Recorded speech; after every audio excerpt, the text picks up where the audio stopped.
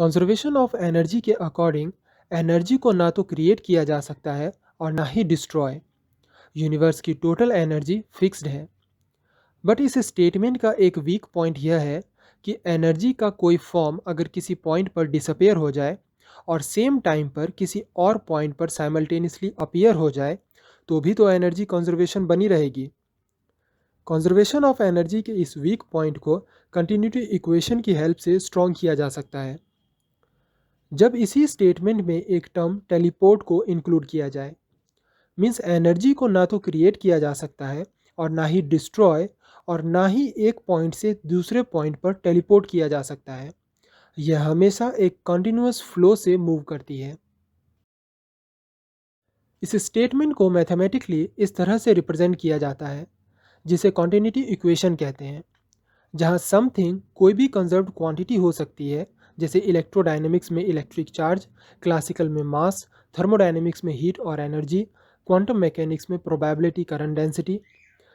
इस वीडियो में हम कॉन्टिन्यूटी इक्वेशन के फिजिकल मीनिंग के साथ साथ यह भी जानेंगे कि फिजिक्स के अलग अलग कंजर्व्ड क्वांटिटीज़ के लिए इस इक्वेशन का क्या मीनिंग है। कॉन्टिन्यूटी इक्वेशन को ट्रांसपोर्ट इक्वेशन भी कहते हैं। जैसा कि नाम से ही क्लियर है कि यह इक्वेशन किसी क्वांटिटी के एक पॉइंट से दूसरे पॉइंट तक फ्लो यानी ट्रांसपोर्ट को रिप्रेजेंट करता है। इसे समझने के लिए मान लेते हैं कि यह कुछ अमाउंट ऑफ मास है। नाउ कंजर्वेशन ऑफ एनर्जी से हम जानते हैं कि एनर्जी को क्रिएट या डिस्ट्रॉय नहीं किया जा सकता है। मीन्स इस पूरे यूनिवर्स की एनर्जी फिक्स्ड रहेगी। अब हमें इस मास को बिना कंजर्वेशन ऑफ एनर्जी को डिस्ट्रॉय किए एक पॉइंट से दूसरे पॉइंट पर ट्रांसपोर्ट करना है। तो यह पॉसिबल नहीं है कि यह मास किसी टाइम पर यहाँ डिसअपेयर होगी और किसी दूसरे पॉइंट पर सेम टाइम पर अपीयर हो जाएगी, बल्कि एक पॉइंट से दूसरे पॉइंट तक जाने में यह स्पेस के ईच पॉइंट से होते हुए अपने फाइनल पॉइंट पर पहुँचेगी। इसे एक्सप्लेन करने के लिए एक फ्लूइड लेते हैं जिसकी डेंसिटी यानी मास पर यूनिट वॉल्यूम रो है, जो यूनिट वॉल्यूम में फ्लूइड के मास को रिप्रेजेंट करता है। यह फ्लूइड v वेलोसिटी से इस सरफेस से होकर बाहर निकल रही है। किसी भी क्वांटिटी के फ्लो को फ्लक्स से रिप्रेजेंट किया जाता है। किसी क्वांटिटी का फ्लक्स उस क्वांटिटी के per unit area per unit time में फ्लो को बताता है। For example 1 gram of water पर सेकेंड एक पाइप से होकर फ्लो होती है जिसका क्रॉस सेक्शन 1 सेंटीमीटर स्क्वायर है, तो पाइप के अंदर वाटर के मास का फ्लक्स 1 ग्राम पर सेकेंड पर सेंटीमीटर स्क्वायर होगा और इसकी डायरेक्शन पाइप के अलॉन्ग वाटर के फ्लो की डायरेक्शन में होगी। पाइप के बाहर जहाँ कोई वाटर नहीं है वहाँ इसका फ्लक्स जीरो होगा। फ्लक्स को रिप्रेजेंट करने का एक दूसरा तरीका भी है। अगर हमें क्वांटिटी की डेंसिटी जैसे कि मास डेंसिटी और इस मास के फ्लो की वेलोसिटी पता हो तो डेंसिटी और वेलोसिटी के मल्टीपल को उस क्वांटिटी का फ्लक्स कहते हैं। मास के लिए कंटिन्यूटी इक्वेशन इस मैथमेटिकल फॉर्म से दी जाती है, जहां इक्वेशन का फर्स्ट पार्ट मास डेंसिटी का टाइम के रिस्पेक्ट में डिफरेंशिएशन है, जो रिप्रेजेंट करता है कि मास डेंसिटी टाइम के साथ किस तरह चेंज हो रही है।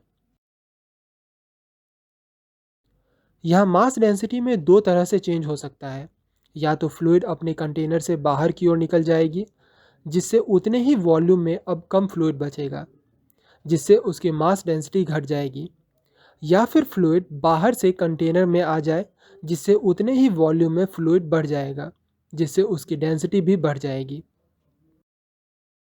वहीं इक्वेशन का सेकेंड पार्ट फ्लक्स के डायवर्जन को रिप्रेजेंट कर रहा है, जो फ्लूइड के फ्लो की डायरेक्शन को बताता है।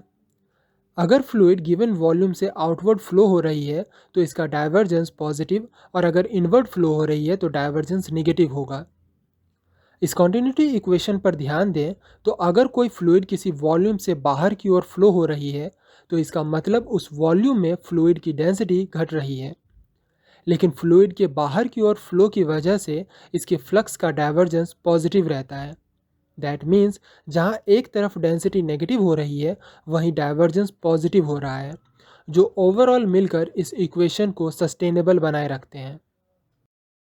सिमिलरली अगर फ्लूइड बाहर से गिवन वॉल्यूम में एंटर करता है तो फ्लूइड की डेंसिटी तो बढ़ेगी, लेकिन इनवर्ड फ्लो की वजह से इसके फ्लक्स का डाइवर्जेंस नेगेटिव होगा और अगेन यह इक्वेशन सस्टेनेबल रहेगी। यह इक्वेशन हमें बताती है कि किस तरह किसी फ्लूइड का गिवन वॉल्यूम से फ्लो पॉसिबल है। दिए गए वॉल्यूम से उतना ही फ्लूइड फ्लो कर पाएगा जितना इसके डेंसिटी में चेंज आएगा। यह इक्वेशन हमें किसी फ्लूइड के फ्लो में कंटिन्यूटी को बताती है। ऐसा पॉसिबल नहीं है कि किसी वॉल्यूम में फ्लूइड की डेंसिटी कम भी हो रही हो और वो फ्लूइड बिना कॉन्टिन्यूस फ्लो किए किसी और पॉइंट पर अपीयर हो जाए। इसलिए इसे ट्रांसपोर्ट इक्वेशन भी कहते हैं। अलग अलग फिजिकल क्वांटिटीज़ के लिए यह इक्वेशन वैलिड है। जैसे इलेक्ट्रोडायनेमिक्स में किसी सिस्टम से चार्ज के फ्लो के लिए भी कॉन्टिन्यूटी इक्वेशन दी जाती है, जिसके अकॉर्डिंग जब कोई चार्ज किसी वॉल्यूम से फ्लो होती है तो उस वॉल्यूम में चार्ज डेंसिटी में चेंज आता है, जिसके अगेंस्ट में चार्ज के फ्लो के कारण एक करंट जनरेट होती है। करंट के किसी पर्टिकुलर डायरेक्शन में फ्लो के फ्लक्स को चार्ज करंट डेंसिटी कहते हैं। यह रिप्रेजेंट करता है कि किस तरह करंट किसी वॉल्यूम में चार्ज डेंसिटी में हुए चेंज को कंटिन्यू बनाए रखता है। वहीं क्वांटम मैकेनिक्स में यह कंटिन्यूटी इक्वेशन इस तरह रिप्रेजेंट की जाती है, जहां रो प्रोबेबिलिटी डेंसिटी है जबकि जे प्रोबेबिलिटी करंट डेंसिटी है। इसका फिजिकल मीनिंग यह है कि जब भी किसी रीजन में पार्टिकल प्रेजेंट होता है तो वहां उसके पाए जाने की प्रोबेबिलिटी को प्रोबेबिलिटी डेंसिटी से रिप्रेजेंट किया जाता है। पार्टिकल के किसी पॉइंट पर पाए जाने की जितनी ज़्यादा प्रोबेबिलिटी होगी उतने ही चांसेस हैं कि पार्टिकल वहां मौजूद होगा। इस बारे में हमने हमारे वेव फंक्शन के वीडियो में डिटेल में डिस्कशन किया हुआ है, जिसका लिंक इस वीडियो के डिस्क्रिप्शन में है। इस इक्वेशन के अकॉर्डिंग अगर किसी पॉइंट पर पार्टिकल के पाए जाने की प्रोबेबिलिटी डेंसिटी में चेंज आता है तो यह चेंज कॉन्टिन्यूअस होगा और एक पॉइंट पर यह प्रोबेबिलिटी डेंसिटी घटेगी तो दूसरे पॉइंट पर बढ़ेगी, लेकिन यह चेंज डिस्क्रीट नहीं होगा बल्कि एक वेव के शेप में आगे बढ़ेगा। सिंपल वे में कहें तो ऐसा पॉसिबल नहीं है कि अगर पार्टिकल पॉइंट ए पर है तो इसकी प्रोबेबिलिटी यहाँ मैक्सिमम होगी और कुछ टाइम बाद अचानक से डायरेक्ट पॉइंट बी पर प्रोबेबिलिटी मैक्सिमम हो जाएगी, बल्कि यह वेवी शेप में इंक्रीज होगी, जिसे आप इस एनिमेशन में देख सकते हैं। इस तरह कंटिन्यूटी इक्वेशन काफ़ी फंडामेंटल इक्वेशन है जो कंजर्वेशन लॉ के साथ मिलकर एक यूनिवर्सल लॉ बनाती है, जो डिफाइन करता है कि कोई भी क्वांटिटी किस तरह यूनिवर्स में बिहेव करती है।